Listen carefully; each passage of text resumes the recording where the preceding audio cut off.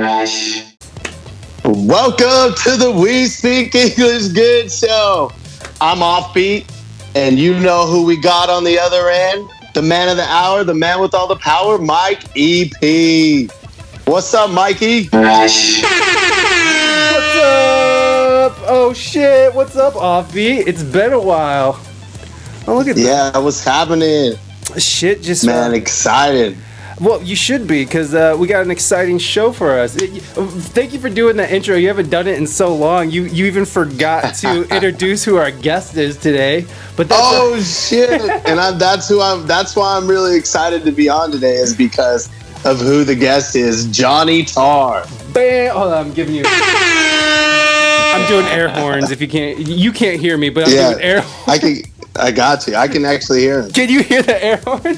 I did. Awesome. So Jonny Tarr is on the show today, and I'm really happy to have my buddy Offbeat here. He came back to the show to grace us with his presence. Anybody who's new to the show, Offbeat used to be the co-host, and Offbeat would come and we'd actually sit in a studio, and we would actually sit there and talk shit to people and watch people perform, and it was a magical time. And it was very magical. Sadly ended too soon, but it's okay, because we got a whole new chapter, and Offbeat is back to share some of his wisdom and insight. And that's right. So Offbeat, what I forgot to tell you when we were chatting right before the show is that there's a chat that I'm going to be addressing. And so don't think I'm being rude. I'm just addressing the people in chat. So I'm gonna do that right now. So give me 1 second. Mighty, thank you so much for that 2-month sub. I appreciate it. I love you very much. And thanks for the emotes. Whispering glitter. Hola, lit. What's going on, G? Good to see you. Glad that you're with us, hanging out. Reina, Mystique, you got those air horns. Should I just get... How loud are those air horns, by the way? Is it just like ridiculously too loud? Let me know, guys, in the chat, because it's really loud in my shit. Oh, what's up, M. Flynn? Nephew's in the chat. Do you remember Nephew, Offbeat? Do you remember Nephew? Nah. Oh, how dare you? I don't. Nephew was part of the show for a little while. He's been on the show. He's my real life nephew. He lived with me, and then sometimes he would pop on the show. Oh shit! You know what? I do. Remember? I do now. Niece now that and you nephew? say it that. Now that you bring it up that way, that he used to pop up on the show and stuff. I know who you're talking about. Yeah. It's been so long. It's been a while. It has been so long, man. And I'm so glad you came back. And let me do a couple things, and then we'll get right over here to Offbeat, and then we'll get to Jonny Tarr, who I love. And as you guys can see, Jonny Tarr is this guy right here. He has some, he's a Welshman. He's from England, the UK, and he's funny as shit, and he's soulful as hell. And I'm super excited to have him back on the show. And he's actually been on the show before, as Offbeat had said. Like I said, did you say that? Shit, I don't even remember. Yeah, maybe. Yes. And we're already off to a great start, Offbeat. We're killing it. It's perfect. This reunion, we're just smashing. All we need is that bottle. Hey, I got. There it is. That shit was tight. But that was what was so cool about the studio and the vibe out west, was that we had a bottle of liquor on the table. We could smoke. We could do whatever we wanted, and it was fun. We had like so many cool people in our area, in our presence, and I don't know, man. What was your favorite? Do you remember a guest in particular? I know we ran through so many when you were there, but do you remember one in particular? I'm telling you, this is the one. This is the one that it is. It's the guy that made me like look at people that loop differently. Yeah, like it was eye-opening, and he was so good. I couldn't believe we had him on the show. I was like, man, this guy's too good to be on our show in this little ass like garage and shit. I was like, wow, what's this guy doing here? Kind of deal. So how dare you? I'm being honest too. I'm being totally honest when I say that too. I mean, it is the one that when you told me who was on the show, I mean, it clicked right away. I was like, oh wow, this is dope. Yeah. Well, man, he's just like a mega talent. Plus, he went on the road with some big names. I feel like that. I saw that on Facebook. We'll ask him when he gets on here. But, right. But first, I want you guys to go to modedstudios.com, who our sponsor is, and they got some new gear that Offbeat knows all about. But they got this. This is some new gear right now. It is the Anti-Karen Coalition. Wallace Nelson, what is up, my friend? Here. I'm gonna give you one of these. Out in the street, they call it murder. Did you hear that, Offbeat? I did. I got close to Offbeat so he could hear what's going on. Thanks for stopping by. But this is a new edition. It's the Anti-Karen Coalition. And hold on, Offbeat. I'm gonna see if I can share this with you because hold on. How can I share this? Share screen. I'm gonna share the screen with you. Desktop. Start sharing. Can you see it? Yes. Awesome. So this is new. The Anti-Karen Coalition. Anti-Karen. Yeah. Speak to your manager. Middle-aged, bob haircut, embroidered dad hat. Go ahead and get yourself some. Oh, I forgot they're sold out. I like that. I like this one too. So here's one that actually is a great way to sort of segue into the shit show that I started this morning.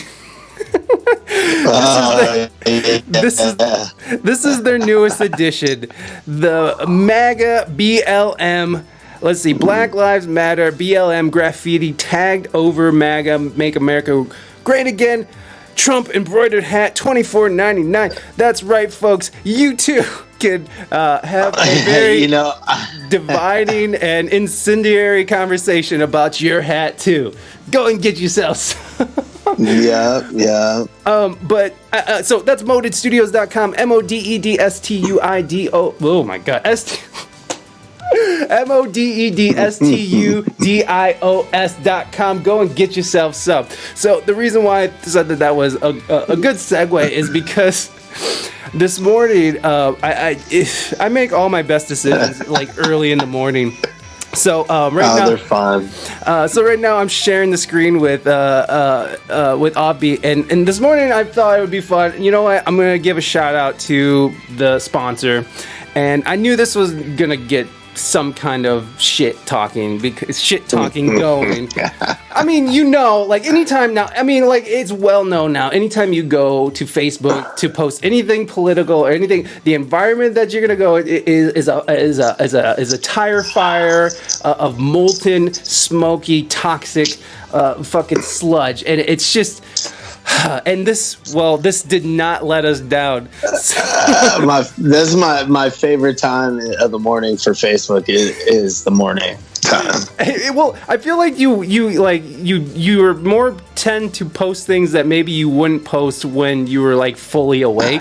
You know what I mean? Like I feel like people have a little bit more balls because they're still waking up. I mean, for me, because I'll wake up at like 3 or 4 in the morning and I'm sitting there with all kinds of bright ideas. You know what I mean? And this is one of them.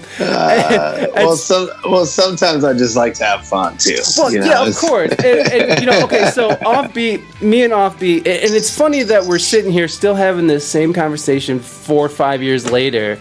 I mean, do you remember when we were talking about how, like, I was like, nah, Trump's not going to take it. And you're like, nah, dude, I don't know. Watch out. And then here it is. And then Offbeat jumps headfirst into the Trump train. And, well, I wasn't going to kick Offbeat off the show because he has a difference of opinion than me. I actually find his opinions interesting.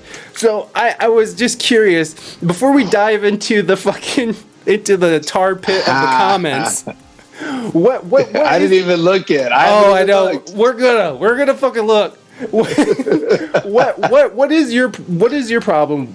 Because you said something in the comments, and I just wanted you to kind of bring that up, and I wanted your side of it because it's hard to put your side of any argument on Facebook because it's just a poor way of communication. So now that you're here and you have this platform, I'm just curious, what was your issue with this? Oh, did we lose him? Oh, right before the juice. What am I putting? Yeah. Hold on, man. Are you back? Say something. I think we broke Offbeat. we'll see if Offbeat comes back to us. So I'm going to scroll down into Offbeat. If you can hear me, I'm going to take you off of screen share and see if that helps. See if that helps do anything for you. This is the fun part about live. Oh, he's gone. Well, Offbeat, if you can hear me, just jump back in when you get a chance. I'll text that to him. And we're gonna. I was really wanting to hear what Offbeat had to say, because obviously my problem with Trump is he feels that he has immunity to responsibility. What was the website again? This is our sponsor, Wallace. This is our sponsor, modedstudios.com. MODEDSTUDIOS.com. They're going right now. What was the... Oh, yeah. I just read that. Yeah, so... I don't know what happened to Offbeat. Hopefully he can come back in and see us sometime. For now, we're going to go ahead and close him down. And we'll hear him knocking. And when he comes back in... Hold on. Let me make sure that's true. Is that true? I think... Oh, okay. Well, I'm going to start the call again. Oh, no. You guys got to look behind the curtain. I'm going to start the call one more time and see if he jumps. Ugh. Look, there's my green screen. Isn't this great, everybody? I hate that. Oh, my gosh. You know, I'm going to get better at this, everybody. We're going to get better at this as we go. There we go. We'll wait for Offbeat to come back in. So let's go over some of these. Let me see. I'm gonna text him and just let him know to jump back in whenever he gets a chance.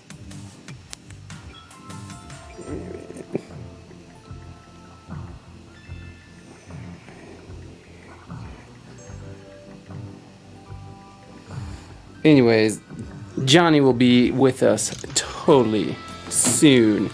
It was doubling as I was typing. Oh, wait a second. Do I have doubles? Is that what I see? Am I wrong? Oh, I can hear you trying to come back. Oh, let me see. Come back to us. You are the only person in the call. Joined. How do I get him in here? Oh, there you are. I hear you now. Bam! Boom! He's back. All right. What happened, Offbeat? Why'd you leave us? I don't know. I saw my face frozen on the screen. I was like, "What's going on?" I could hear you the whole time.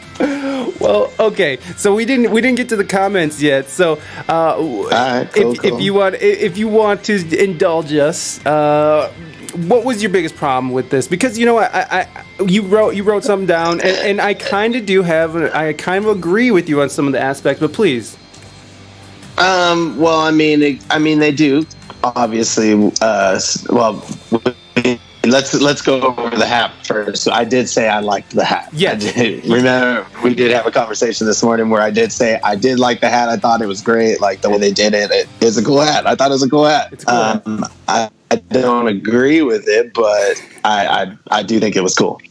But I wrote, what did I write? I wrote, Black Lives Matter is a terrible organization, is what I wrote. Right. And I wrote that because I think they're a bad organization because of the fact that they want to disrupt. I wrote that wrong. I wrote destroy, but I went back and read it, and it is disrupt the nuclear family. Mm-hmm. Which I strongly disagree with, and why I think a lot of us that come from split homes would with that, you know, and I just can't really. I think that's terrible for an organization to want to break up family homes. Yeah. So I just can't support that, and I don't see how people of especially people of one of my descents, I should say, which is Hispanic Mexican, which we believe in family structures, is why anybody would want to support anything like that. of an organization like that. I do support of what they say about police brutality and all the other things about Black lives, but to want to disrupt the nuclear family, I mean, that's kind of messed up. Yeah, and the thing is that there's so many factions of Black Lives Matter, and every faction has its own belief system, and it just seems like if you disagree with any one of them, and even if they disagree with each other, it turns into that you're a racist animal, and no matter. Even if you are a person of color, you're right. All of a sudden you're a racist and you should be canceled.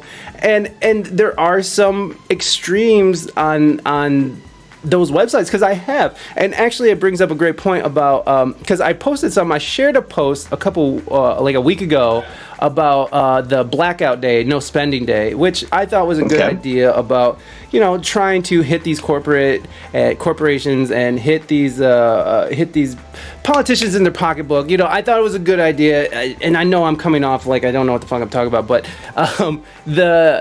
I actually did go and look on the website after I was, after this tire fire of comments, went through there, and I did actually read it, and it a lot of it was saying how, one of the things that stuck out to me was, we do invite our allies to come and march with us, but we make no secret that this is a movement for us, by us, and I try to keep an open mind about these kinds of things, but I see that as like you're putting up a barrier already. And how are you ever going to break a barrier by putting up a barrier? You know what I mean? It's hard for me to get behind that entirely. But yes, like you were saying, like I agree with the ideas. Like we do need to re-examine how we fund our police. We need to re-examine how these crumbling cities around our country are getting left behind. And in fact, like we are America, who touts, we're number one all the time, is like our education is not number one, like our internet speed's not even number one. It's like, what are we number one at? Shipping jobs overseas? And so it's just such a weird thing. And how the left, which I tend to lean, has sort of co-opted and politicized it to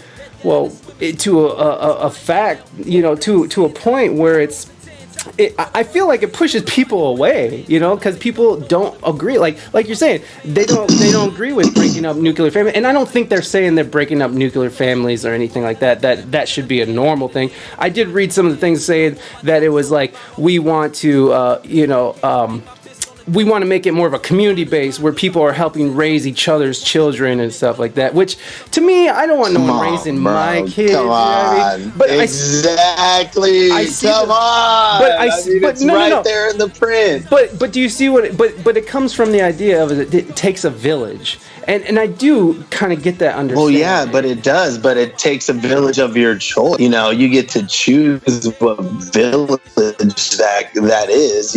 Just all of a sudden they get to pick what village is yours, right. You can't have this. Right. I mean, I get what you're saying, but everybody knows that it takes good teachers at the schools. It takes good police officers in the streets. That's your village. Yeah. It's not it's the community that you live in. Right. And whether it's white, black, mixed or whatever. That's your village, So it's your community. If your community ain't right, then what?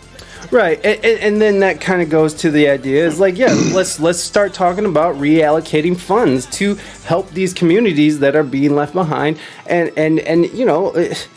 Totally agree. But these communities got to realize first, and they gotta realize that they need the help, and they gotta accept the help and not think it's white supremacy getting shoved down their throat or gentrification being shoved down their throat. Just gotta realize it's what kind of society do you want to live in? It's not. To me, it's not white or black when I go to these different places that are, in these different neighborhoods and stuff like that. I see all races in all these neighborhoods. Yeah. Around here, and they're nice neighborhoods. And if you go to these nicer parts, people that tend to, how do I say, like, they want better for themselves, right? Everybody talks about moving out of certain neighborhoods. Why not make your neighborhood the neighborhood to move into? Yeah.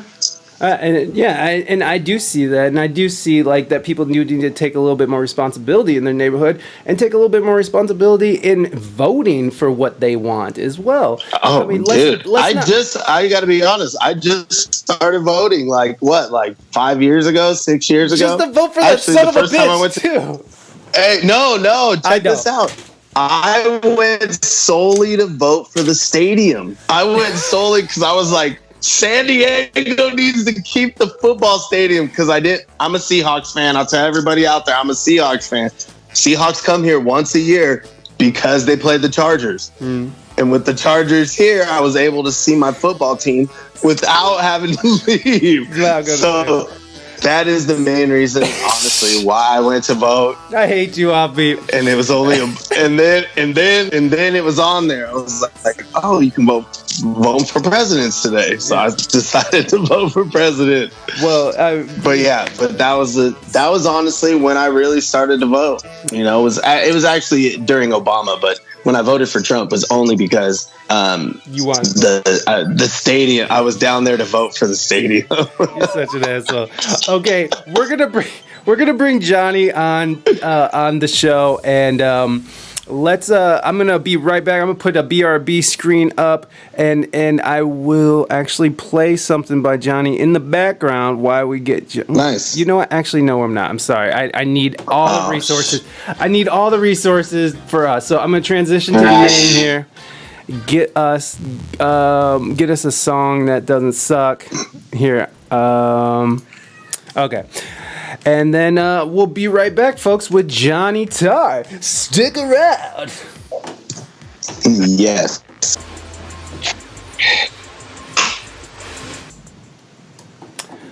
All right, we're coming back. Boom. Oh, wait a minute. I didn't boom anything. Jesus Christ.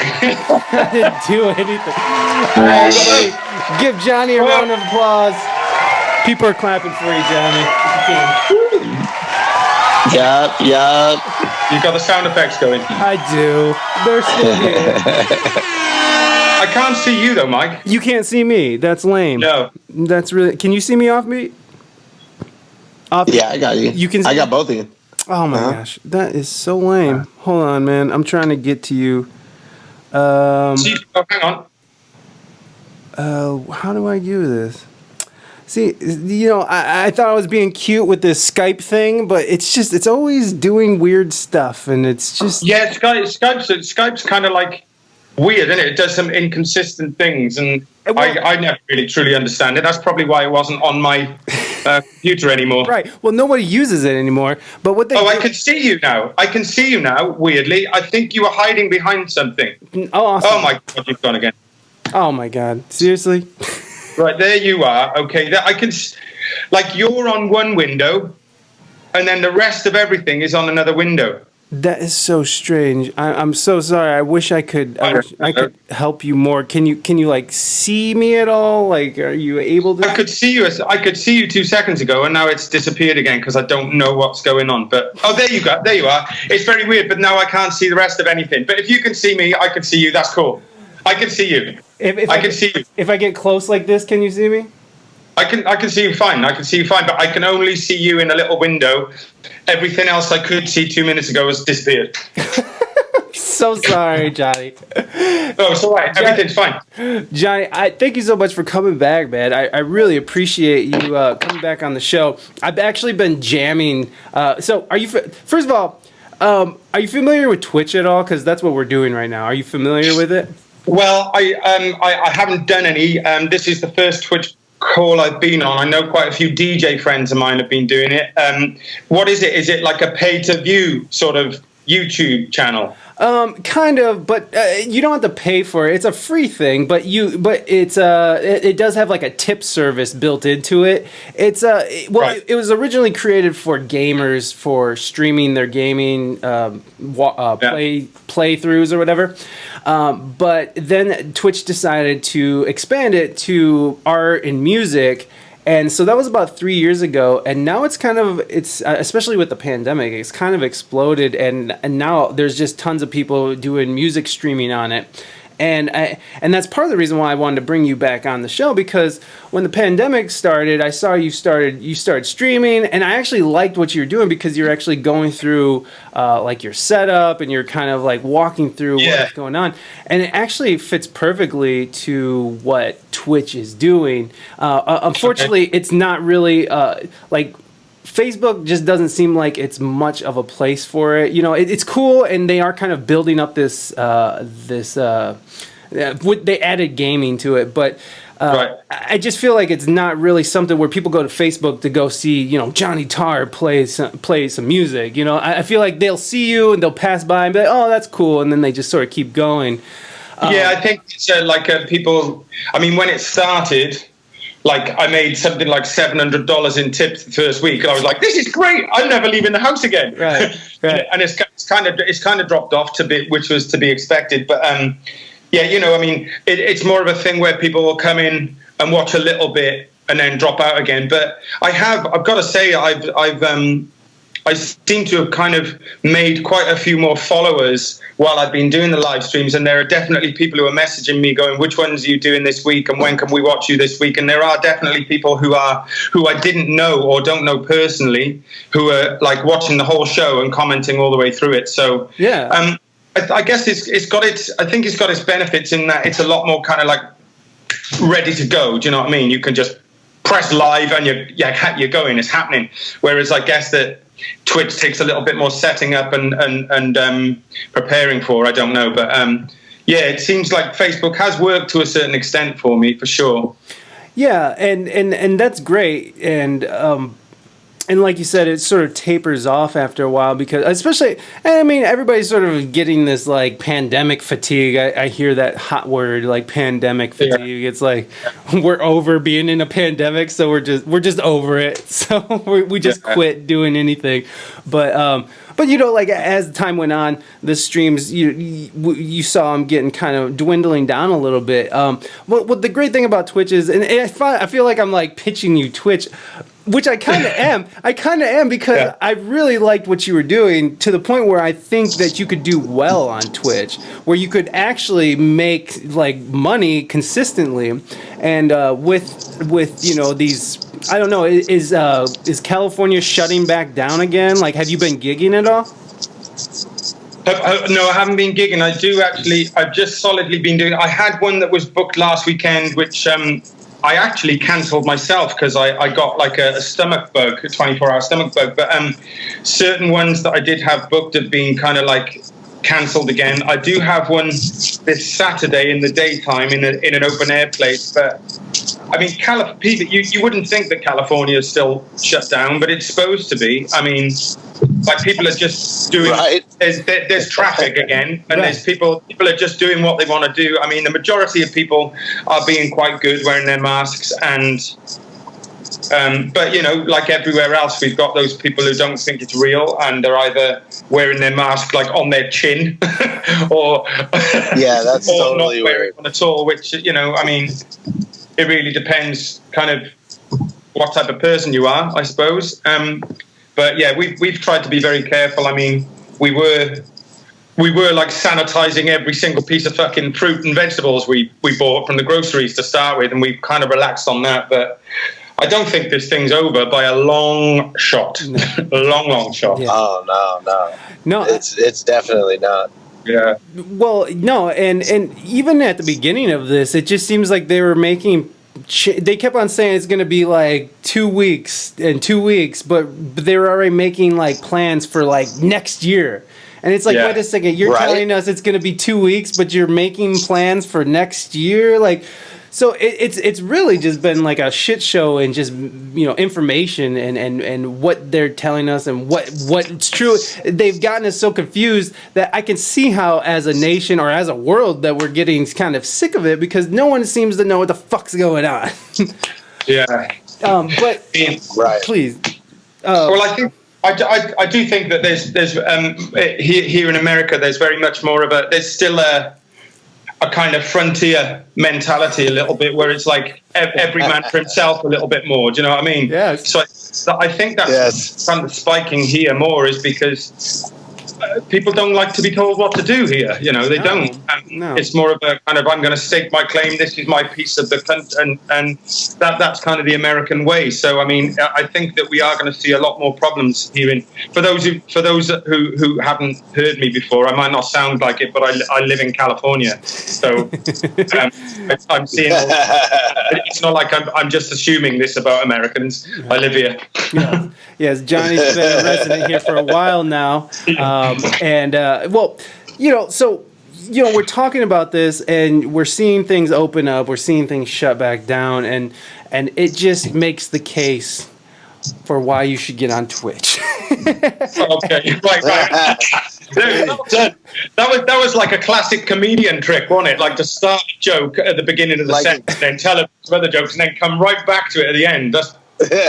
Well, but it's true because, and I'm dead serious when I was watching you, and like you're saying, like people were sticking around to the end because what you're doing is it wasn't like what everyone else was doing, where it's just like play a song, blah blah blah. You know, what's great about Twitch and what's great is that you get to sort of take your time with it, and it fits you perfectly because you could just do it all by yourself. You do the one man loop thing, and you're personable as shit. Like I love talking to you. Like you're a fun guy, you know. And people come to just hang out, and really because my wife's doing it, I'm doing it now. I just started, and I'm having fun with people who keep coming back, and you see people come back, and you really build a real fandom. I know that's a fucking terrible word, but you really do build this like this network of really caring and interesting people that you build online.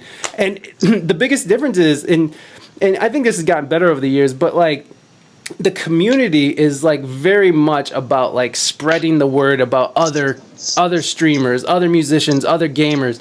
It's like, oh, I want to shout out this person. I want to shout out this person. The community is built on like this positive, you know, like there's enough for it to go around, you know. Whereas in the music community in the real world, that can be kind of hard, as you may know. But yeah. Obviously. Well, it definitely sounds like something I need to try out, mate. I mean, although I've learned quite a lot about my digital audio workshop, i.e. Logic and looping and Manycam and lots of other technical things during pandemic, I am a bit of a technophobe, and it takes me a while to build up the courage to try a new thing out because it's just like I haven't got the greatest patience with things like that, so it can be kind of slow going for me. Do you know what I mean? I do. You saw me. I just had to call my wife in here to fix Skype. Will you fix Skype? That was perfect. That was perfect. But it's a great example of what he's talking about because I mean, if I didn't have a Reina, like I would just be sitting here frustrated, like yelling at the computer. You know what I mean? Like so, it's like, and what does that get you? So, so I completely understand.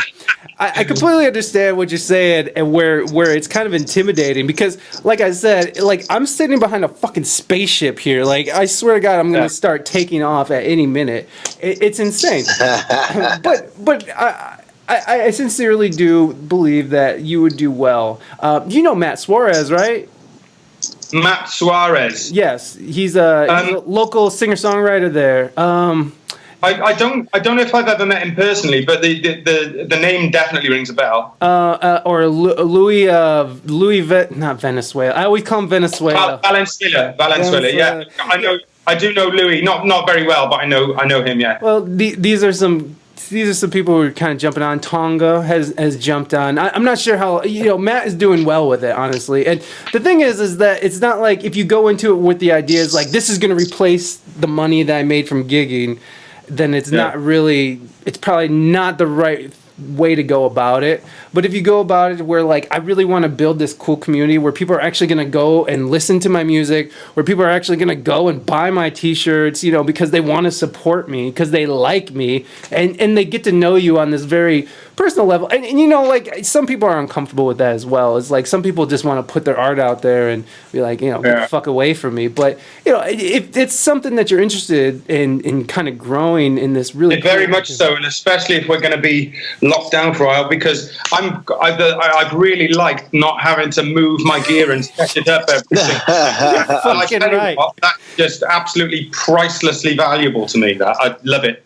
I absolutely agree with you. It like there's nothing where, and I'm in Ohio now, so like in the winters we were driving, like, you know, we get done gigging at 2 a.m. We might be up in Michigan somewhere, and we have to drive an hour and a half home in the cold winter. Like, you know, it's negative 6 degrees. You have to lug your fucking equipment in that brittle cold.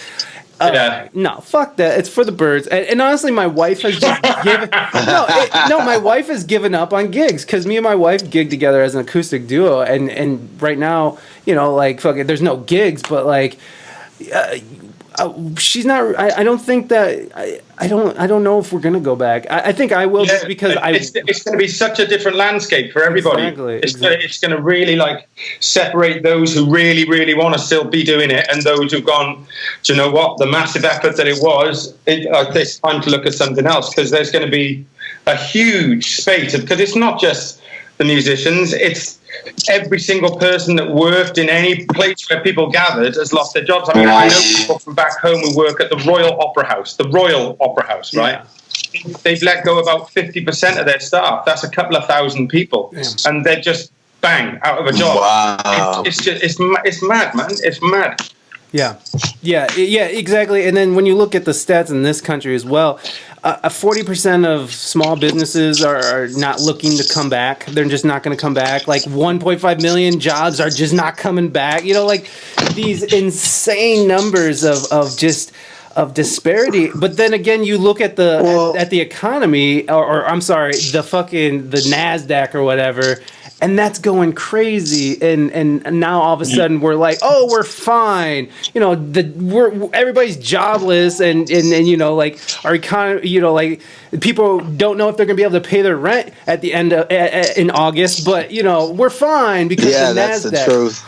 And so, like, I don't know, what does that say to you, both of you guys? What does that say to you guys when we're facing, like, unemployment, these small businesses, me and Johnny's livelihood fucking going up in flames? I mean, what does that say to you when you see that disparity between... I mean, it's just the general trend, isn't it? Those with money are getting more of it and holding the fuck onto it. Yeah. And those with little, or who've chosen to do things where money isn't the goal... They're going to be. We're going to have to look for something else. It's very, very. It's really frightening, actually, that culture is the underlying culture of this country, and well, especially this country, as in America, and a lot of the other places where the pandemic has hit hard. The culture is going to be diluted and swept under the carpet in a lot of ways, because music and art and those ways of surviving, those meager ways of surviving, are going to be disappearing, basically. Well, I didn't even think about it like that. I want to say, you're kind of right there. But I would like to say, I'd hope that, you know, being here, there's openings now. I mean, I know all these jobs are disappearing and everything like that, but now is the time to adapt. And now there's these openings for people that may not have ever had a chance to open a business or had an idea to open a business because of this pandemic. Now they've had that idea and like found that need that they could fulfill for people, you know, and now they're the business owners, and now they're making, you know, they're supplying other jobs and new jobs in the workforce. So. Yeah, but I mean, how many of those new jobs are going to be created to replace those jobs that were missing? Yeah, as in the arts and, like, you know, areas of creativity, the creative arts, right? Really, really hard. And whether there will be jobs opening up in those fields again is very hard to say. I mean, whether everything can be transplanted online remains to be seen. But I know that you can't. I mean, I tried to do quite a lot of online rehearsals with my band. We spent ages trying to deal with the latency issue, and it's still not right to be able to play live with each other. Otherwise, I'd have been gigging with my band. Yeah. You know, and if that is something that they can deal with, it doesn't look like it's on the horizon anytime soon. Yeah. So I don't know, man. It's kind of frightening because, you know, the other job that I used to do before I moved to America was I was a stagehand. I built sets, but that was in the entertainment industry as well, and that's gone now. I mean, or it's been completely decimated. You know, right? So I don't know. It's kind of a very, very uncertain time. Very uncertain. Definitely. Yeah. And those are things that we don't want to lose too. We don't want to lose any of the arts. That's what I was saying about the culture being hit the hardest. It's not like fucking the stock market that's being hit. It's not banks that are being hit. It's culture. The underlying culture of the countries that are hit hardest is getting really, really blown apart, basically. Yeah. Right. Yeah, man. It's that you know, I didn't even think about it in that terms. I thought about it in such a small term. Like, I'm not going to be able to see live music for a long time. But of course, the world revolves around me. But to think about it in that aspect, it's even more like despairing. It's just like, holy shit. Wow. But that's a perfect argument for why we should be living on Twitch. These online streamers. No, because honestly, I do think it's the future. Because here's the thing: people are realizing now that they don't have to go into the office. They don't have to drive and sit in fucking traffic just to go answer phones and fucking reply to emails. That shit's done, son. You know, and you know, I know it's gonna go back, and I know that people need people. Like, people just need people in general, but I do think that with this is going to highlight the ridiculousness of having people, if they don't need to come in, why are you sending them into their little prison box at work, you know, like, and so therefore that's going to translate over into what we're doing now. And live streaming music. We're going to be live streaming art. Like, people, I'm going to be doing a live streamed improv class on Zoom on Monday, which I am. Nice. Which seems so stupid to me, by the way. I am going into this with the worst attitude. Like, this is the dumbest thing I've ever heard of. But I'm gonna try it because I don't know. Like, what else am I? You know, what else am I gonna fucking do? It's like, we can't.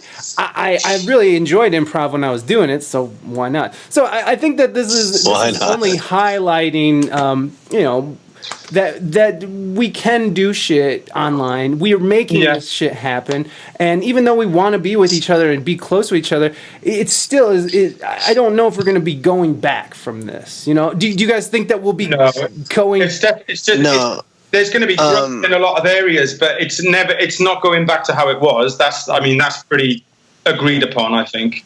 Yeah. Yeah, I mean, it's just like flying, right?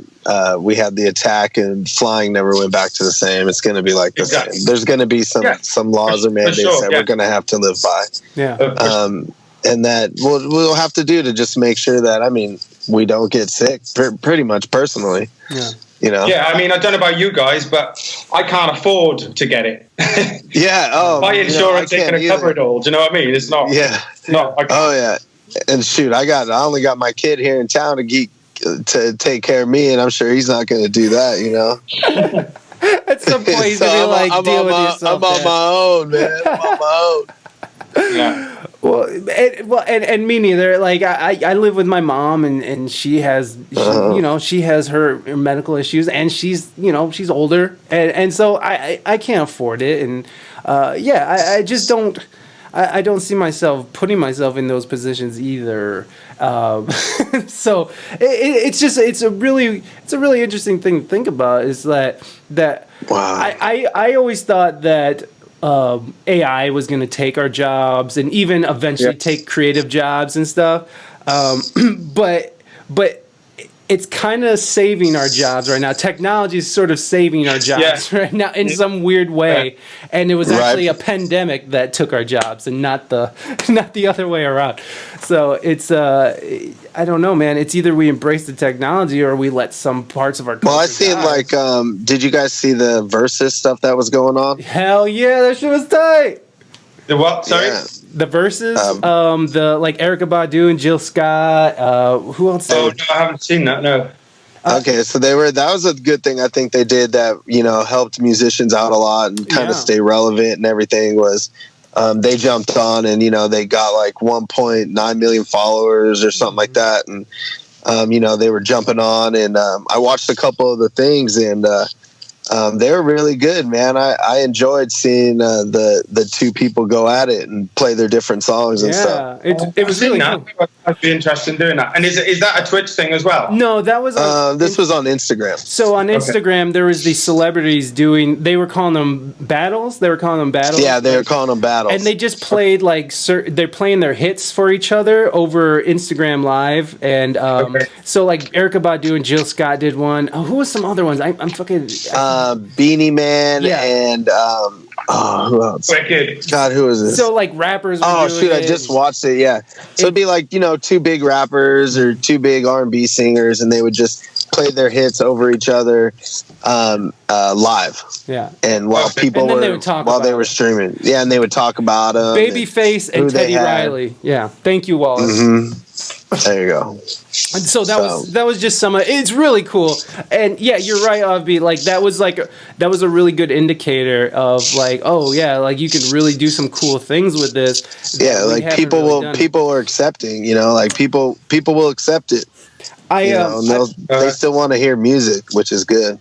I've been talking to a lot of streamers. Obviously, I'm on Twitch now, and so I've been sort of reaching out to this community just to chat and. They make some really good, interesting arguments about because everyone was saying like, oh, there's this huge surge in these streaming platforms now, but as soon as the pandemic is over, what's going to happen next? And like we're saying, like the cat's kind of out of the bag now. But I was talking to the Fantastic Plastics, who is a fucking fantastic group on Twitch here that is killing it, and they were saying that. If you look at how YouTube was sort of looked at the beginning, where it was just sort of like, we're just going to show some pictures, some videos of kittens and, kids getting hit in the nuts, with a baseball or something. It's just whatever. But then, they started seeing like real numbers and they started seeing the potential. And then Justin Bieber and people have Netflix shows now that come from YouTube. And it's sort of transcended into the mainstream. And that's what they were sort of thinking is that you're going to get these Twitch stars who cross over into the mainstream and definitely. And then all of a sudden that platform is going to be, on another level because of the live streaming capabilities. And you're already seeing all these social media platforms turning to live streaming, YouTube, obviously, and Facebook and IG. So it's to me, the painting's on the, is on the wall. Right. I do some filming for another company, and I've been fortunate enough to film some current YouTube stars. I had no idea. Oh, nice. Like I was just going to film these guys, and they end up being these YouTube guys. And went home, told my kid, and he was all about it. Like knew exactly who they were. Exactly. Was already like, "Yo, I've been watching this guy for a year already." I'm like, "What? Who is this guy?" Right? I'm like, people. I had no idea. Yeah. I filmed like for couple weeks in a row. I filmed these YouTube guys play basketball against each other. That's nice. And it was like, and I was in awe. Like one guy had 15 million followers, the other guy had 2 million followers. And it's like on a whole nother level. You know what I mean? Like I had no idea it got that way. Right. And that's the thing is like you got this whole generation like which I'm a part of who is like barely holding on to what's kind of coming up and with the next generation of things. And this is the most obvious thing to me. Interesting thing that I noticed is that a lot of people's podcasts sort of took a shit in numbers when the pandemic struck. And anybody who had a video element to their podcast, their they kind of made it through the dead time. Right. And so as things are starting to open up, people's numbers are coming back. But like, it was just like, what the fuck? It was just like thousands of a drop off because people were just at home watching Netflix. You know, they weren't listening to fucking podcasts. They were fucking at home, you know, watching Netflix or Pornhub or whatever and having the time of their lives. But it's still, so it just became very clear. And I know we're still talking about streaming. And Johnny, I'm going to say it again. Dude, I'd love to see you on Twitch, baby. If you could do it, if you could have the patience for it. I've written it down. I was telling Johnny, man, I was telling Mike, man, I'm like, you changed my mind about loopers and everything. Oh, yeah? Like, when I saw you, I thought I was telling him, like, what is this guy doing on the show that we're doing? I thought you were just way too good for it. You know, I mean, I gotta say, man, why is this guy here? Like, this guy is way too good. I was like, what is this guy? Oh yeah, totally. So I mean, like, I think you would do great in the stream aspect and everything. Your sound's perfect. The way you do everything, I think it's great. You interact and everything. Speaking of, thanks, man. That's it. That's really encouraging. That's great. Well, thank you. I really like the new album that you just kind of dropped. I know that was a couple weeks ago now, but like, can you tell me about it? I know the material is a little bit older. Talk about the new album. Well, what it was basically. I decided to enter the San Diego Music Awards this year for the first time. So I called up I texted one of the guys who I know to be involved, and I said, "So how does one get entered for this?" He said, "Well, you have to record an EP or an album that has to be within the time frame, i.e., in 2019. It can only be recorded in that, and then you've just got to send it off to the committee and see if you get nominated." I was like, shit, I haven't recorded anything this year. So me and my band went into the Studio West in San Diego, great studio, and we just recorded a live set. Nice. But we did it. We played through the set 3 times, and then we just mixed it really, really quickly, and then just sent it off to the SMAs and got nominated for Best Pop. And so I was actually in hospital having my appendix out when I found out I'd been nominated. And then I came out, and a couple of weeks later, the pandemic hit, and it was just before the awards were supposed to be announced. Uh-huh. So we actually had to wait for about 3 extra months till this Monday to find out who won, and it turns out that I won it. Hey! So I won it. It was like really last minute. We recorded something, entered it, bam, bam, bam. I mean, a lot of it was we had to get votes, so I was just hassling everybody I knew to vote and vote every day, vote every day, vote every day, vote every day. But it paid off in the end, so I won it, and it's just gonna, it's really nice because it just feels like, something you've been working towards for a very long time. You can go, phew, well, it's such a relief that that's been recognised now, and I can use it to move on to the next level of. Whether it be online festivals or followers or whatever it is, it's just going to help boost that, which is amazing. And it's had some pretty nice local reviews and stuff. And yeah, I've actually written a whole, hang on, how many is it? Like 16-track album, a new 16-track album since the lockdown. So I've got that to finish and record whenever I can get together with the band. So I've got another one coming, basically. That's tight. So nice. I was gonna actually ask you. So,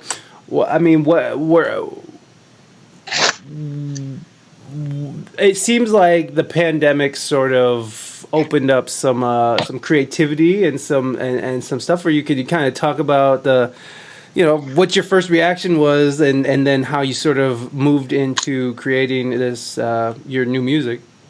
Yeah, I mean, it was definitely a case of, right, well, I'm not going out of the house every day. I sorted my gardens out. I've grown 2 full lawns from seed and a vegetable garden. Oh. and I've had a couple of hours every day writing and recording and demoing and producing new music. So it's been the most creative time of the last 10 years for me, like without a doubt, because I've got a 4-year-old daughter. We bought a house 4 years ago at the same time, and I've been gigging nearly every night since I've lived in the States. So that free time was what I really need to get my head into my computer and start making new music, basically. Yeah, man. You know, like when the pandemic first hit, it was like, you know, the idea of like no responsibility, you know, like that was like, I haven't had that in a long time, at least. I can't say I never had that, but you know, like I haven't had that in a long time where it's like, you're not beholden to any of this like crazy schedules that we create for ourselves to survive. And then whatever you're left with is whatever you're left with. And you know, I've been talking to a lot of people, and the ranges of people were like, well, I just shut down and I didn't create shit. I don't care. I ate ice cream and I freaked out. And then other people were like, we got right to work. We were like, fuck this, we're doing shit. And so it seems like you're in the, we got right to work, fuck this, we're doing shit. We've been busy every day because the house me and my wife bought like 4.5 years ago, it was definitely a fixer-upper. So there's been things around the house that I've been staring at for 4 years going, I've got to sort that out. Yeah. And we've done so much of it. I've still got a couple of big jobs, but a load of the stuff that was just staring at us every day going, finish me, we've managed to get done. So it's actually been a really, really, like our schedules have been full with either look after our daughter, doing my live streams, repairing the house, doing gardening, writing music. It's like there's been something that's woken me up in my head every morning going, all right, it's time to get to that. There hasn't been much sitting around for us at all. No, that's great, man. I mean, like, I feel like if for the people who did, and you know, you end up finding out. Thank you very much for the biddies, Reina. That's the thing that oh my god, it's this chat, man. I'm trying to not pay attention to the chat, and then people are throwing money. I'm sorry. Let me catch up real quick. Mighty, thank you so much for the bits. I seriously appreciate it. Wallace, how are you not been following me? I thought you been following me. Thank you for the follow though. And Dizzy, thank you for the follow. Oh, he's not on here. Anyway, sorry. Thank you for letting me catch up. No, I do feel like that the people who sort of shut down and sort of was like, I didn't really do anything, I just sort of watched Netflix. It seemed like those were the people who had kind of a harder time with all of this.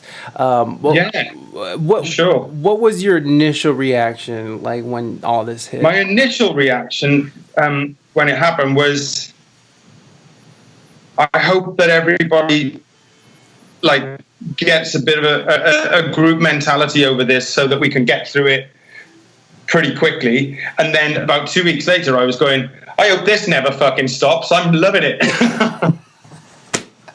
Loving it. Like, definitely I've become a little bit sort of agoraphobic. Like, I go outside the house and I see people not wearing their masks, or I see, people. I'm just a bit kind of more. It's just made me a bit more wary of people, which I expect is done to a lot of others.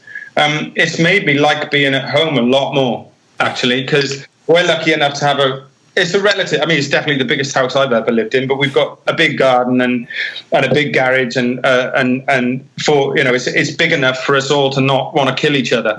Whereas my brother in London has got a 1-bedroom flat, and he's had his little boy with him for most of that time. No garden, no outside space, and that's the case for all of my friends in London. It's just so cramped and with hardly any outdoor space. And these are successful people, but it's just the way that London's built. It's a lot older, and man, I don't know what it must be doing to them, because if we didn't have outside space and the ability to kind of be apart from each other when we wanted, then it would have been so much harder. Yeah, so much harder. Yeah, I can't imagine how that was for people who just couldn't You know, like, I mean, even I have friends in New York City, you know, and family in New York City who are just right. Yeah, similar situation, I think. Exactly. It's just like, oh man, I hope you really get along with your roommate or your spouse because you're about to see a lot of them. People aren't made to be stacked on one another. Yeah, I don't think so either, man. But goddamn, fuck it, I love New York City, and I'm sure London's amazing too. So they're amazing places to visit. But man, like at a time like this, I don't want shit to do with that. Yeah. I have to agree with you, Johnny. Like I sort of was like, you know, I kind of don't want this to end. I'm kind of like digging not having to leave. I'm digging being able to be home with my kid, my wife. Yeah, I'm sort of enjoying it. It's given me a new appreciation of what it means to kind of be appreciative of your home space and be proud of your home space. And we've done so much work on it, and it's become a nicer place to be as we've been here more. Yeah. So I'm sort of all right with it. And if I thought that I could make enough money just streaming from my garage every week, then I would. So that's where I'm going. Basically, that's what I'm hoping to do. You know. Well, yeah, and you know, I'll tell you, it's not going to be. Yeah, I mean, jeez. It's not going to be gigging money. I'll tell you that. But if you can. No. But if you can, you know, if you can get in there and be consistent and you know, and really the thing about streaming and about Twitch is like getting to know the other streamers. It's all about networking, which I mean, as musicians, we know all about that. But it's similar to networking outside of it, but it's just way more friendlier and people are way more likely to put you on. Okay. Yeah, because like I said, there's not this famine mentality where like I gotta get that gig before he does, you know. Which thankfully San Diego is a destination, and you know people generally, you know, people work in there, and you know, like lots of people work as musicians in San Diego, and it's tough, but you can do it. Yeah, you can. Yeah, I mean, there's not many other. You can't do it in London. Like I couldn't. The best musicians I know from London, they've all got another job, like whether it just be teaching music or whatever. Right. But you know, I've made my living for 8 years in San Diego just from playing live. Yeah, that's been it. You know, you can't do that in London. It's a massive rarity if you do. Right. Nobody I knew did. Yeah, it's tough, man. And like you're saying, like when I was there, we were living. I wasn't just doing music. I was hustling my ass. I had my studio. Like me and my wife owned a business outside. You know, like so. It was hustle. So yeah, it has been nice to just sort of sit back and chill for a second. But I forgot what I was going with this. Damn it! Oh well. Doesn't matter. But have you been chilling, Mike? I mean, man, you're doing a podcast. I haven't. No, I haven't. And that's the thing. I haven't really been chilling. Going. Well, that's the other thing is like I'm not really chilling. I'm really just focusing on all the things that I wasn't able to do when I was working all the time. Everything that you want to do now. Right. And now we sort of are able to expand. And like I'm able to expand on this podcast. This podcast as just from the efforts of this pandemic has grown a sizable amount just because I had the time to build out the website, to make everything look the same, it's been great. And now with Twitch, I'm expanding. And like I was saying, part of being a streamer is actually going and networking with other streamers. So like what I would suggest to you, Johnny, if you're interested at all, is just go create a profile. Don't worry about making it pretty or anything right now. And just go and hang out in other people's streams, like other musician streams.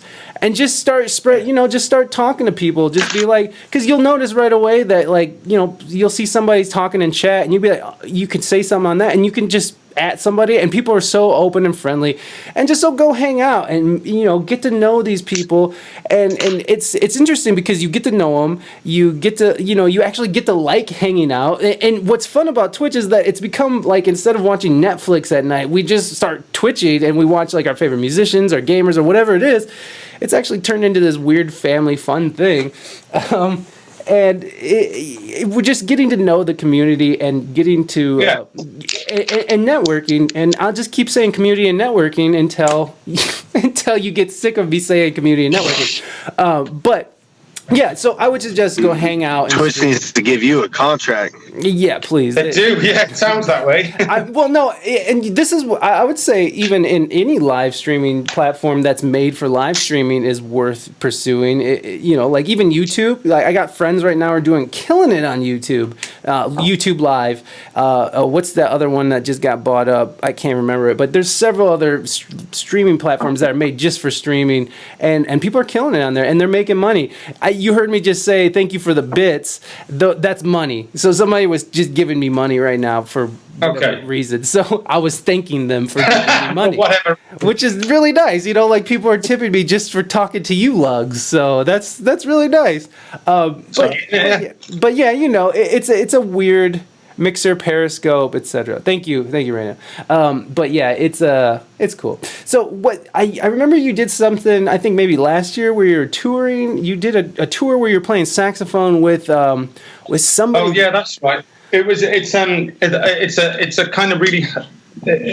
I became part of this really high end Pink Floyd tribute called PFX, Pink Floyd Experience, and we did a couple of gigs around town, and it was like, okay, cool, it's going to be this local band. And then one day the band leader, he just emailed me saying, we're going to go on tour opening for Foreigner.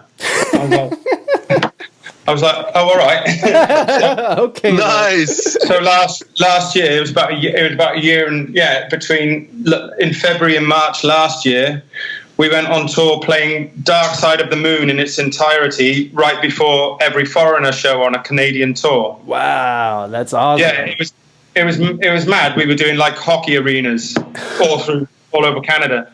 It was great. It was fucking great. It was like the proper full on life. Just getting absolutely mangled every single night, like band armor, everything. It was the full on real deal thing. It was great. It was really good. So it was amazing. Because Dark Side of the Moon, right? Well, it's only about 42 minutes long. So we were doing 42 minutes work a night, and then just getting absolutely wrecked on a bus driving across Canada for 10 hours and playing in front of Foreigner. Foreigners they're still a pretty big deal, judging by the crowds they were getting. So yeah, Foreigner's pretty cool. It was amazing. It was amazing. So I don't understand, how do you go from just playing a couple gigs with this local band and now that you're on the road with Foreigner? Like, how does that? Well, here's the thing. Before my friend Lauren, I don't know if you know Lauren Lee Martin, singer in San Diego. Well, she joined the band after me to sing The Great Gig in the Sky from Dark Side. But before that, I was the youngest guy in the band by 20 years. So what I didn't know is how long the band had been going and how many tours they'd done and how much kind of reputation they had.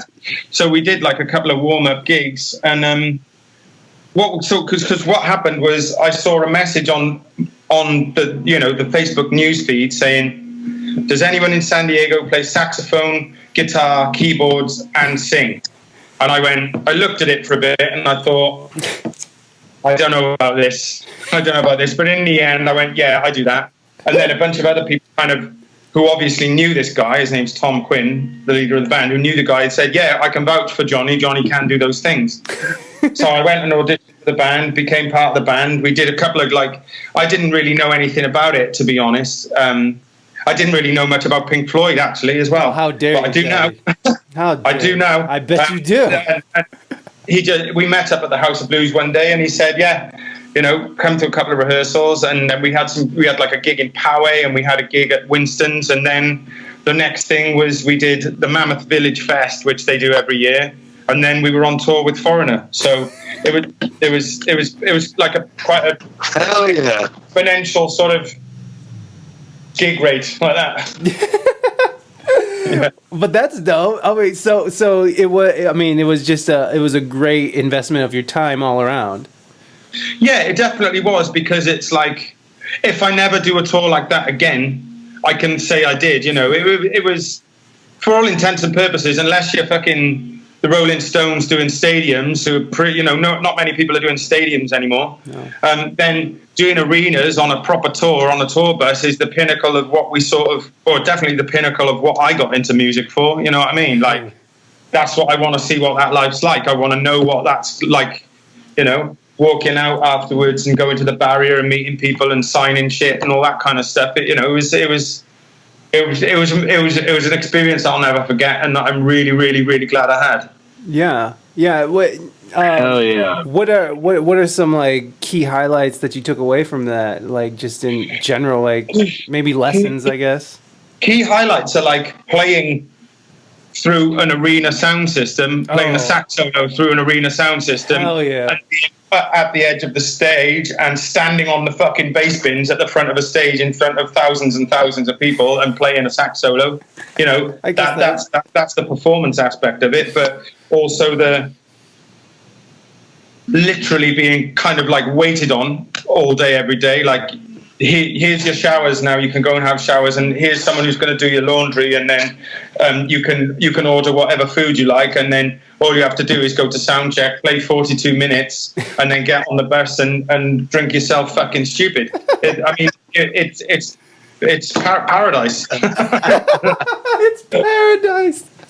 Yeah, it's fucking great. So, I came home with a number of health issues, but a number of health-related issues, and there was some crazy shit that happened, But yeah, it was definitely like a bucket list thing to check off. Like it was a big deal for me. I know a lot of the older guys in the band have been on quite a few tours like that. No, in fact, they hadn't. None of them had in the 20 years that the band's been going. None of them have ever opened. They'd never gone on a opening for Foreigner or a band of that kind of stature before. They'd only done tours which was just the band just playing Pink Floyd stuff.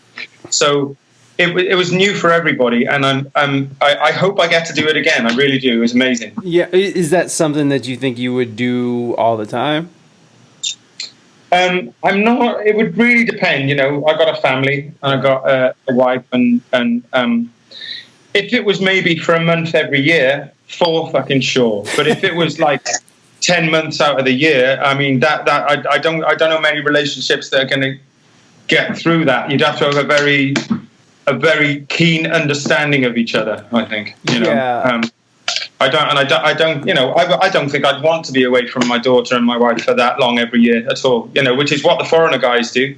Yeah. Which is why I said 10 months. They were doing that kind of length of tour, and it's I don't know, man. I don't know if I could do that, but maybe a month or two a year would be great. Yeah.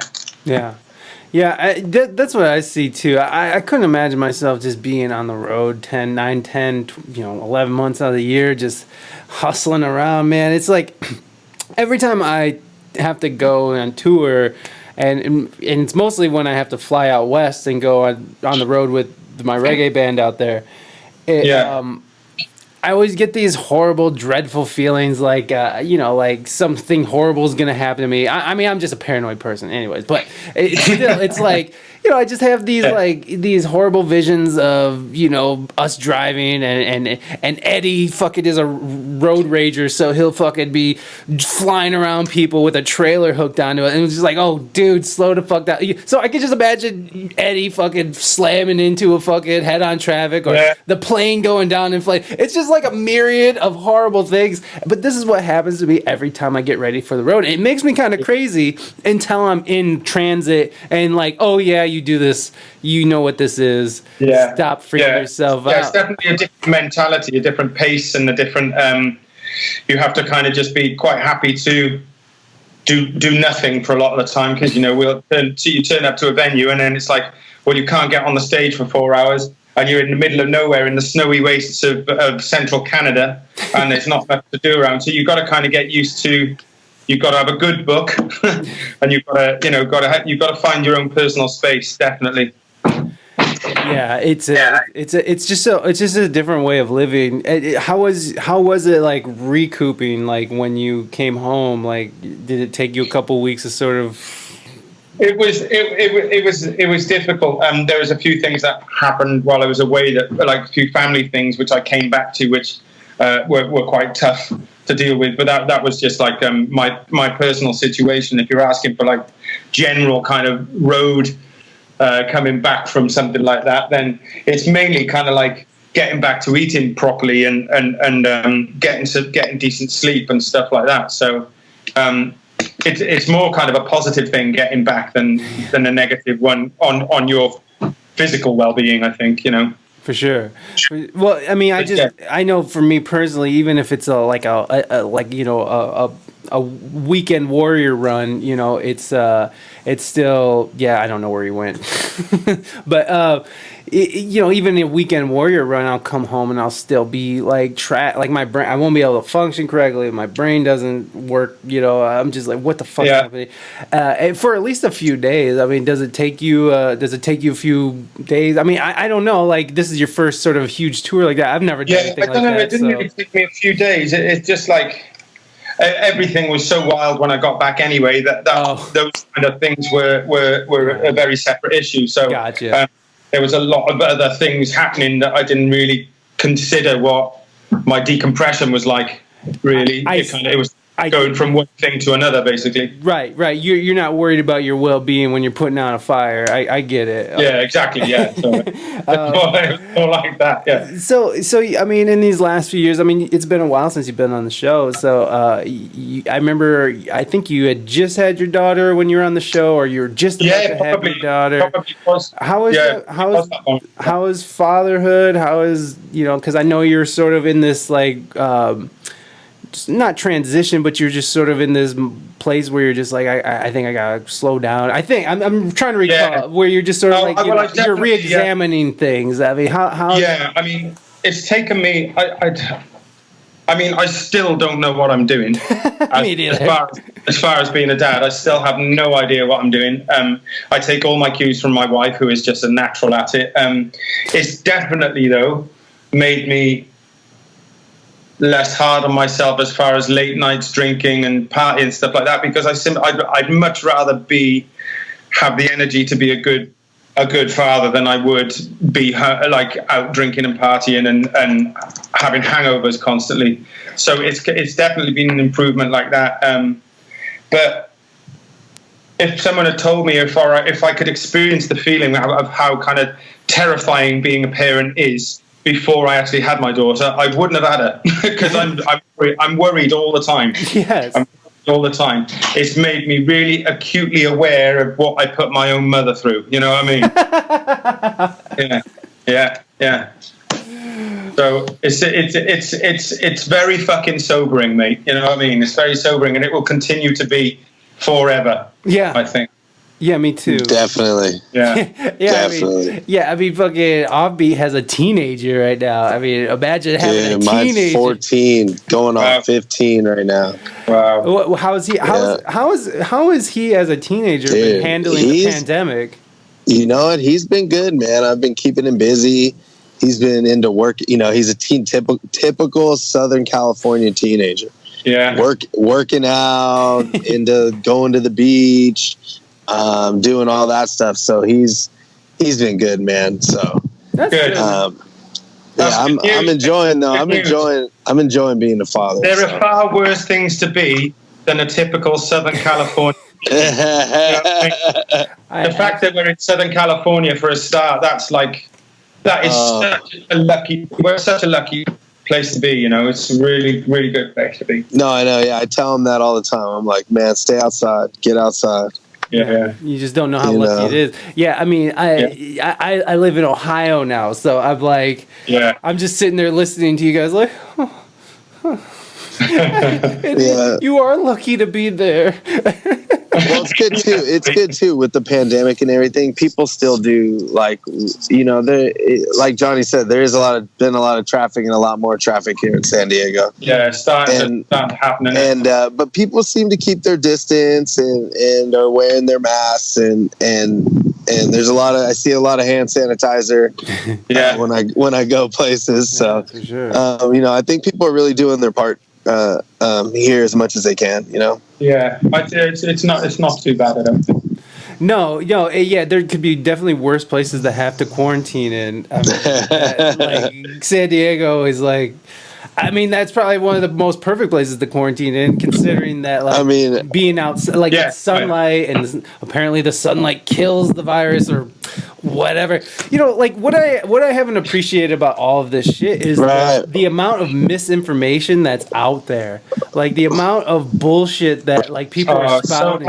So hard to decipher, isn't it? So hard to decipher. It is. And, like, so how do you guys sort of wade through fucking getting information? How do you guys wade through all this shit? Whoever wants to go first. I think you've just got to use your fucking brain. Haven't you? Just use common sense.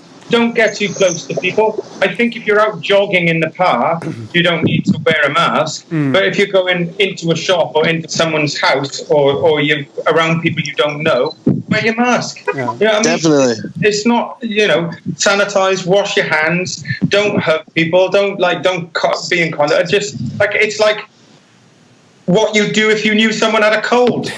Yeah. Totally. I agree with you there. Fucking use your brain. Use your brain. Fucking use your brain. That is. That's a. I mean, I don't even think you can believe what they're saying on TV anymore. I mean, I think Jonny got it right, man. Just use your brain, man. But, this goes until it all goes down, until it all goes away, or everything calms down. I mean, just be clean and stay away. Keep your distance, keep your circle small. Yeah. But I think it goes beyond the pandemic. Just how the state of information is being, transmitted, and like, yes, I literally don't know what to believe, because they're all right and they're all wrong. You know what I mean? Like, they're all saying stuff that is probably right, and then they're probably saying stuff that's probably wrong. I mean, like, I'm not even trying to take it completely here, but like in the time of when the protests first started, there was and riots were happening. There was reports that they're right wing white supremacists, and then there's reports of left Antifa guys, and then there's reports of cops. And like, the fucked up thing is that all three of those things are probably fucking true. But what happened is that it got politicized, and now it's like it's all them and it's all that. And so, like, that, I guess that's what I mean. Like, how do you guys wade through that kind of fucking information warfare? I mean, I don't mean to go InfoWars on you guys, but I think you just gotta. I mean, personally, I think you just gotta look at it all, and then you gotta kind of mash it up all together, and then kind of pick out what they kind of all match up on a little bit. In the end, it's what in the end, sadly, because it obviously can't be scientifically or theoretically relied upon, right? But you've got to go with your gut instinct. You've got to go with your instincts about things, haven't you? Because there's such a wash of confusion happening that you've got. Yeah, like you said, I think you do have to try and see every side of it, or absorb every side of it, and then just do what your heart and your gut tell you. Because there isn't anything much more to go on. I think I really don't. Oh, I agree. But it's hard to go and say gut instinct, because there's people whose gut instincts are telling them that it definitely was fucking white supremacists, or it definitely was, this or that. The people's gut instincts are kind of being dictated by this. So it's kind of hard. For me, it's kind of hard to be like, go on your gut instinct. But I mean, because like because like it's almost like you can't even trust your gut instinct, because we can't trust really what the information. So what are you doing then to try and wade through it all and make decisions? I'm basically fucking doing what Offbeat said. I'm listening to both sides. I'm listening to what everybody has to say. I'm listening to. I never thought there would be a day that I would listen to conservative radio and then be like, oh, I kind of agree with that, and then listen. No, stop. You stop, Offbeat. You need to quit. But then on the other side, listening to these like liberal things and I know I'm going politics here, but I'm just saying, like, I'm listening to both sides of the argument, and I never thought that I would be doing that, because I never thought I would have to go that route. I never thought. You do have to listen to both sides. I mean, and it's a shame that in America you say both sides, because there's only this two kind of ideology system or two-party system, and there's not a broader spectrum of things. But in America, yes, I guess we say both sides of things. But you must listen to both sides, because if you don't, you're only doing what you're accusing the other side of doing. Yeah. You know what I mean? You're only just disagreeing and disavowing what the other side is saying without listening to it. And how can you do that? That's not sensible. Yeah, that's not sensible at all. You might still not agree, but at least the only thing that comes out of a discussion is there are two sides to it, and you have to pay attention to what the other person's saying, because you have to know what it's like to be in their shoes in order to make a decision. I really agree with that. Yeah, you got to have some empathy. Yeah, absolutely. Yeah, and that goes a long way. I feel like it, because like me and Offbeat, and I don't know where you stand, but like we have some ideas that we don't necessarily agree on, but we don't sit there and yell at each other because we don't agree with it. We just, I get that look. I just get this like pursed lips and a head shake, So like, and that's fine, and that's fine with me, because we're not like threatening each other's lives and shit, because that's where it's going, and that's what sucks about all this is that. But here we go. We have this common ground though, which is music, right? Music, and we both, and I know that fundamentally that just because that you voted for a person doesn't make you this horrible racist human being who should be silenced and canceled, and you should never ever be listened to because you don't have anything good to say.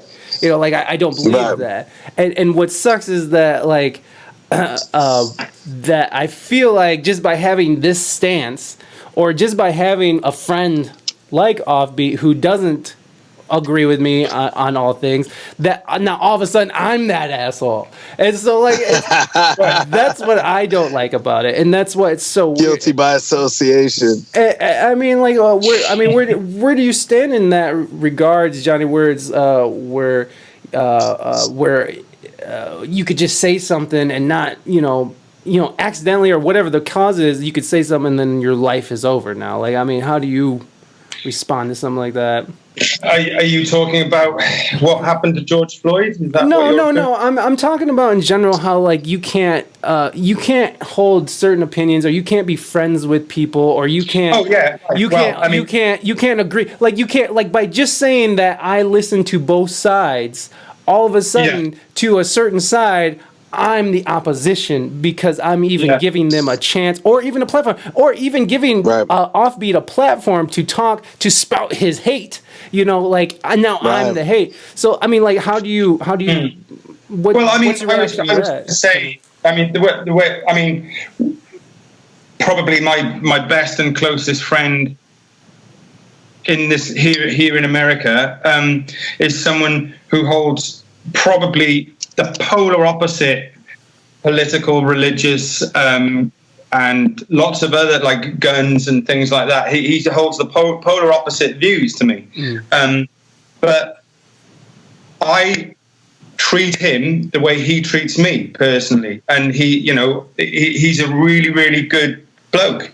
He just happens to believe and subscribe to a whole different set of values to me. But we've had a couple of discussions about certain things like global warming and guns and the health, the state of the health insurance industry and things like that. But it's never got nasty, and we agree to disagree. And like, he's the first person I'd call if I was in trouble. You've got to take people at face value, and if you treat people the way they treat you, and he's always treated me like a really, really, really, really close friend. So those kind of things, his political views and religious views do not trump our friendship in any way. They don't beat what our face-to-face friendship is. So I think that's the way you've got to kind of. That's certainly the way that I've found it to work for me, because you can't be you'd be fucking in a bloody argument with everybody all day, every day, if you chose to like speak up against everything that was happening. It wouldn't be worth your time. You know what I mean? You would be completely saturated with. You'd probably be angry most of the time if you were engaging in it. Definitely. That's no way to live, No, it's not.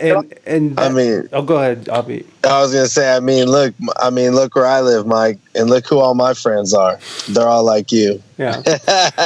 Yeah, you know, like until you post something on Facebook, and all of a sudden those friends are like, "You hate everybody. I hate you." Then we all go for margaritas, which I love. Yeah, then you guys are all smoking blunts together. It's like, okay, but it's like. It's well, I think what it does is it frightens people from actually having an opinion or even maybe even acting in any way, because I mean, like where I live right now is I'm surrounded by Trump supporters. I'm surrounded by, like, my neighborhood is that there's somebody crudely spray painted Blue Lives Matter on a big piece of plywood and put it out in their front lawn next to the Trump sign. Look, I mean, like, I know there's a lot of issues with all these BLM things, but what I'm saying is that I can't just go around thinking that my neighbors are horrible racist, that the teachers who are teaching my son are horrible racist bigots who are indoctrinating my son with their Trump ideologies. You know what I mean? Like I can't, like, because it's a big majority of this country. And you can't. But have you ever talked to him? Well, no, I'm saying you can't write off a majority of the country is what I'm saying, because that doesn't solve anything. Like you're saying, Johnny, you gotta fucking listen to people. You listen to people just because they don't agree with you on everything doesn't mean that you can't be friends or there can't be a meaningful relationship there. And that's what it certainly doesn't mean that. It doesn't mean you can't find value in another person because they don't agree with you at all. You know, you can't go through life like that. It's not gonna work. No, and to sit for people to sit there and be like, well, they support Trump, so they're this and they're that, and you know, it's like, I'm sorry, but like, you're the bus driver that takes your kids to school, the Uber driver, like, these are people who are gonna be are gonna be Trump supporters who you're gonna have to rely on no matter what. And it's like, I'm sorry, it's like you can't write off everybody, or else, I mean, who are you gonna fucking talk to? This people, it's becoming this very, oh god, I know, polarizing, but like, it's just becoming very, I don't know, like, even talking about it now is making my stomach hurt. I don't know. It's like, I'm serious, like, it's a very weird time, and because I do value freedom of speech. I'm a podcaster. I'm doing this. It's like it worries me that one side or the other is going to push their narrative, and the narrative that I don't like is the censorship thing. And that's my biggest problem with a lot of what's going on right now, is that you're not allowed to say things. But if you're not allowed to say things, how are you going to be allowed to communicate ideas? And therefore, how are you going to listen to the other person? How are you going to even have an opportunity to listen to someone else if they're not allowed to talk about it? And that's where all this, I guess, is going for me, is that I see censorship as a real problem. And I know that right now, there's a huge faction of the country who don't think that I should have Offbeat on my show because I'm giving him a platform and I'm letting him spout his hate. I haven't heard one fucking thing hateful out of his mouth this whole time. You know, like, so, right. So I don't know. I mean, I know you're not a podcaster, but you are an artist who does rely on freedom of speech at times. What are your thoughts on this?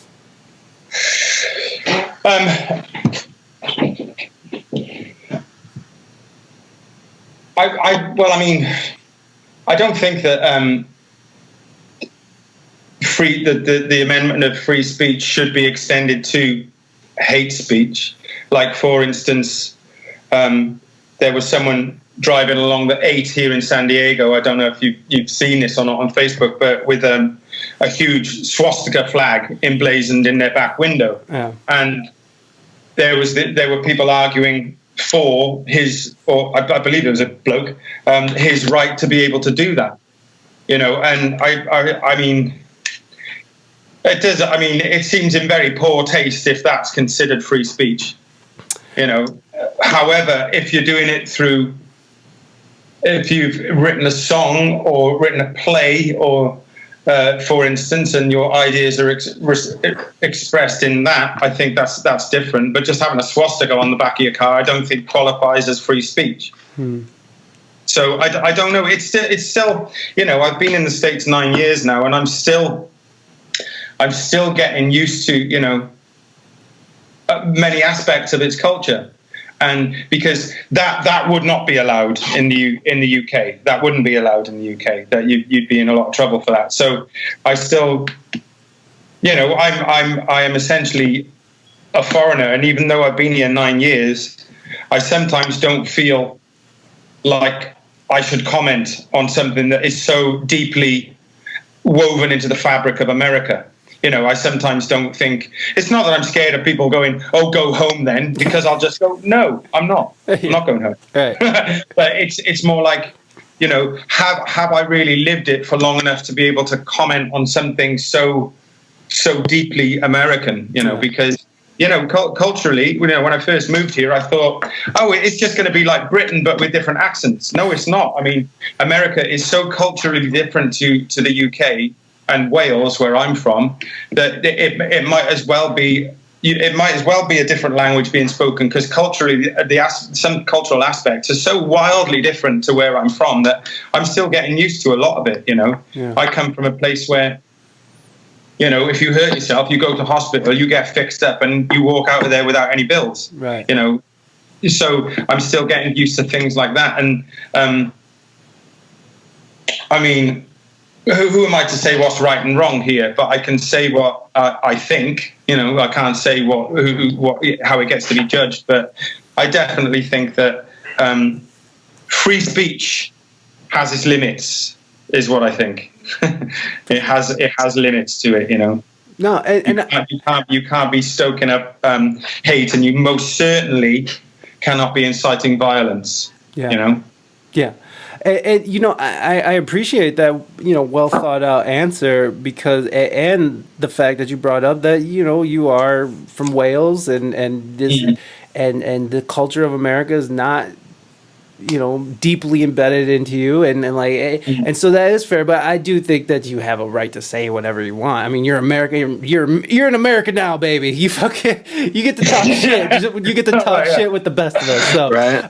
It's just like the ability just to talk shit to me is just, it's worth it all. But I'm curious on your perspective of this, Abby. Where are you sitting with this? Well, I think that, if something like that, like with the swastika or something like that, I mean, that's kind of out of line. I mean, that was a huge genocide and everything like that. Did you see that too, Offbeat? No, I didn't see that, but I do want to look that up, because if I saw something like that, that's totally out of line. I mean, that I think goes, like he said, it goes beyond hate speech. That right there is inciting violence. Yeah. I think at that point, but there shouldn't be anybody that quiets anybody. I mean, like you said, you should be able to put out your ideas and have all that out there. And I don't know. No, it's tough, right? It is a tough one. It's tough because it's a tough one. Because there's a valid point to be said that, like, some guy in this time, in America, like, to run around with a swastika, you are fucking inciting some kind of violence. But I mean, like, there is this core where it's like you either believe in freedom of speech or you don't. And right. I can see where there's a gray area, but I feel like if someone has the proper permits and they're properly, peacefully doing things, I feel like even if they're fucking the KKK or the Nazi, fucking, I don't agree with that shit. I fucking think it's abhorrent, but God damn it, I'll die for them to be able to do that. So, I mean, it's you either believe in freedom of speech or you don't. And that's where I sit. I don't fuck around. Like, I don't think that I think one of the main tenets of America, like that America should be proud of is this ability to have these conversations and our ability to swing back and forth and our ability to make our own decisions as Americans. And as misguided as we can be as Americans, it's like, fuck, you're not finding that in any other country, not like this. And, you know, and like, you know, where Johnny's from, the government can tell you not to say that shit. And they do control the fucking media.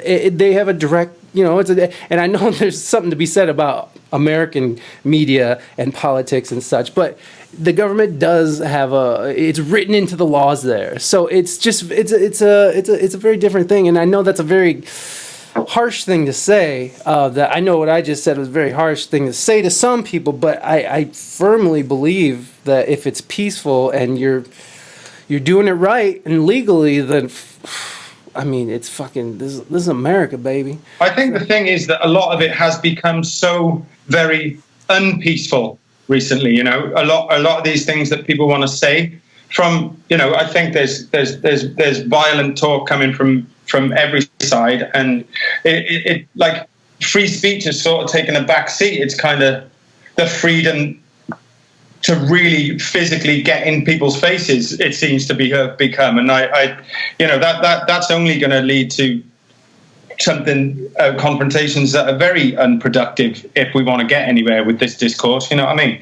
So I think we're just kind of. It's just like the temperature's been ramping up and the tension has been ramping up, and this pandemic has absolutely consolidated that, you know. People are, there's a lot more kind of, it feels like it's bubbling under the surface a lot more than when I first came here, you know. Yeah. Things seemed a lot more kind of like relaxed, but it's gotten very, the temperature has risen, I think. Most definitely, man. And you know, and I get, you know, like I do get it. I do get the fact that it's like, you know, no little kids should be growing up having to see that kind of shit, having to experience that kind of, you know, hatred and stuff like that. But but I don't know, man. I feel like it's a slippery slope. And I know, you know, like, I know there's examples of where it kind of works, you know, like the UK, it works over there. People do say things and, you know, people aren't just getting hauled off for saying something against the Queen, right? You know, they're not just, right. So, I mean, there is a bit of freedom there in that aspect. But I don't know. I think it's one of those tenets that we should still talk about. And I just don't think that we should just be like, let's just start censoring, and that's the law now. I think that we need to talk it out a little more. Definitely. You know what I mean? Like, I don't think it should just be like this black and white thing that's sort of what it's become, where it's like, now you can't say that. And even fucking when they're like, even when these like social media companies were banning Trump's videos, their campaign videos, you know, I was against that too, because, and I am not a Trump supporter. I fucking think he's an abhorrent pig. I don't like him. But first of all, I like the fact that I can call the president an abhorrent pig right now and not get hauled off to prison. You know, like, fuck it. But I don't think that you should be silenced because fucking you don't agree with their politics. Now, I know there was a lot more to that, and I know that there was some incendiary stuff that he was releasing, and I know there's, you know, like, but I'm still, and I know it's a private company and they have the right to sort of do what they want with it, but it's something where we're letting these companies sort of dictate the narrative, and I don't like that. I like us dictating the narrative. I like people dictating the narrative. Hey, real quick. Please. Real quick. My phone, I didn't plan. My phone's about to die. All right, so I'm gonna have to go. All right, I love you, Avi. Johnny, thanks for coming. Dude, it was good talking to you, man. We're about to wrap up anyway. Hope to see you on Twitch soon. All right, yeah. I'll be on Twitch. All right. All right, man. Avi, thanks, man. I'll be back. We speak. Take care. All right, man. Peace, Johnny. You know. Yeah, so tell me, you know, we're getting ready to wrap up here, but I don't want to end on this like this dark note. Doom and gloom. Yeah. Right. So tell me, what's the positive thing that you're looking forward to after this pandemic? What was the positive thing that you're really? Well, the positive thing is I'm hoping to be able to get this album finished, the one that I've been writing during lockdown, and get back to playing with my band. I mean, I just want to play with my band and do my original music after this, and be able to hopefully make the mortgage in whatever way presents itself. But I definitely want to continue. The winning the SDMA is hopefully going to put me on into some different platforms, whether they be online or when these drive-in concerts we're looking at, or however these things get formatted. It's hopefully giving me a bit of a stepping stone up into some bigger promotions, basically. So that's what I'm looking forward to. I'm looking forward to finishing the work on our house and hanging out with my daughter. My wife and daughter got me a Millennium Falcon kite for Father's Day. Nice. So I've gotten into going down the bay and finding a windy hilltop and flying my Millennium Falcon kite. It's really, really, really, really therapeutic, mate. So that's what I'm looking forward to. That's exactly what I thought.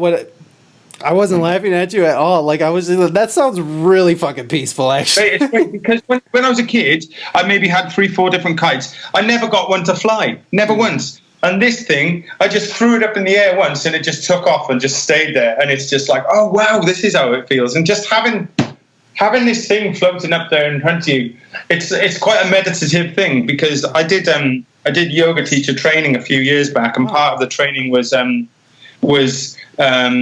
meditation, half an hour every day, and I just couldn't do it. I couldn't sit still. I couldn't keep my mind clear, and it was it was actually a painful experience for me, meditation. But flying a kite seems to be a bit of a meditation for me, so I'm actually really into it.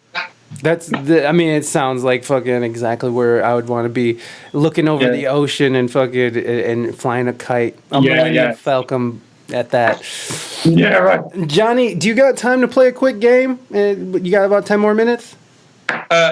Yes, I got about 8. Okay, well, how about this? Why don't we just let you go then? Because I don't want to get you caught up in anything. What's the game? What's the game? I'm not sure if you played it, but it's how much does it cost on Craigslist? Did you play it when we were doing it? I think we did something like that. You might have won a pin or something. Go on. How about we just do one? We'll just do one giveaway. Jonny, you can play, and then we'll cut Jonny loose so he can get on with his life.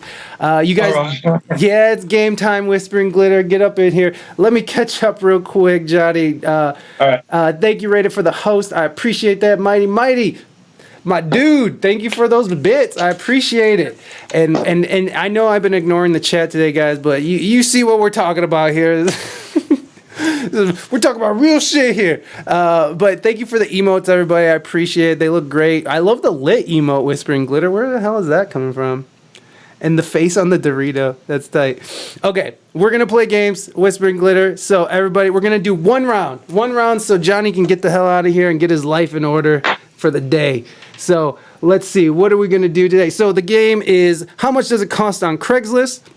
We will, it's kind of like The Price is Right, but it doesn't. Do you send me it then? Do I win whatever it is you're talking about? You're goddamn right you do, Jonny. You're goddamn right you do. If you win, that is. Can you see what's on the screen? It's like a Batmobile inflatable thing, isn't it? Great. So this is what's up for bids. This is out of Vero Beach, wherever the fuck that is. And it's a Batmobile kiddie ride. The kiddie ride is in good shape and works great. Call for questions of viewing. So what we're going to do is we're going to start the bidding. You guess on how much you think this costs on Craigslist, and whoever is the closest to the actual price on Craigslist gets a patch from our sponsor, ModedStudios.com. And so here's some of the things. Herpes, Wrap It Up, Black LA, where's Baby Yoda? Baby Yoda, there you go. So we're gonna give away, let's say Baby Yoda. We're giving away Baby Yoda. You like the Millennium Falcon, Jonny, so this might be right up your alley. A Baby Yoda will do me fine, yeah. Excellent. Okay, guys, so drop your, how the hell do I get out of here? Okay, drop your bids in the chat right now. And Jonny, what do you bid on this Batmobile? Is it the type of thing that I can't see properly, but is it the type of thing you stick a bunch of quarters in and then the kid gets in and it kind of like vibrates and moves a bit? It definitely is. Hold on. Let me see if I can get it bigger for you, bud. I want you to get an accurate prediction here. All right. You see it better? Right. I can see that. Okay. On Craigslist. Wow. All right. So, I reckon that thing is $400. Jonny says 400. Reina says 3,700. Mighty says 500. Whispering Glitter, where you at, girl?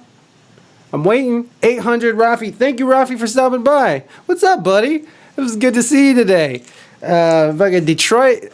That game is so tight. I'm glad you're playing that game. Let me see here. So Rafi says 800. All right. Who else? Whispering Glitter says 7,500. Wow, Whispering Glitter. Bloody hell. Calm down. My goodness, she's on fire.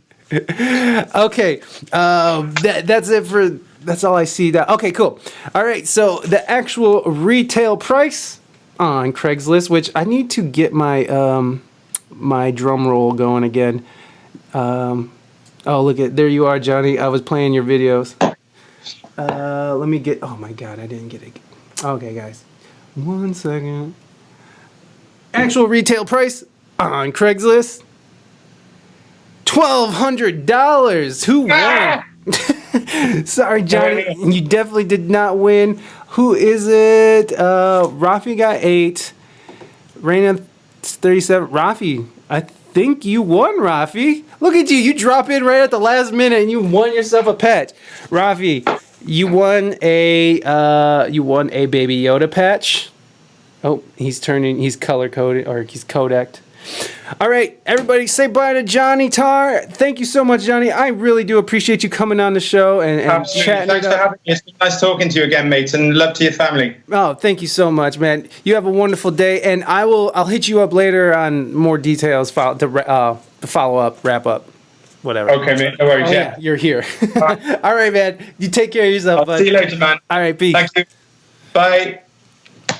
All right, Rafi, if you want to slip your address into the... Here, I'm going to come to the main screen here, guys. Scoot over. Okay. Rafi, if you want to whisper that into my chat, please do. Rafi, thank you so much for the bits. I appreciate it, man. That's awesome. Whispering Glitter, thank you for the... What the hell is that, Whispering Glitter? Is that Merm's Cult? What is this? Who is that? Is that like a pineapple with a face on? How do you have like the weirdest... You have the weirdest things. Oh yeah, bye Jonny. Jonny's gone.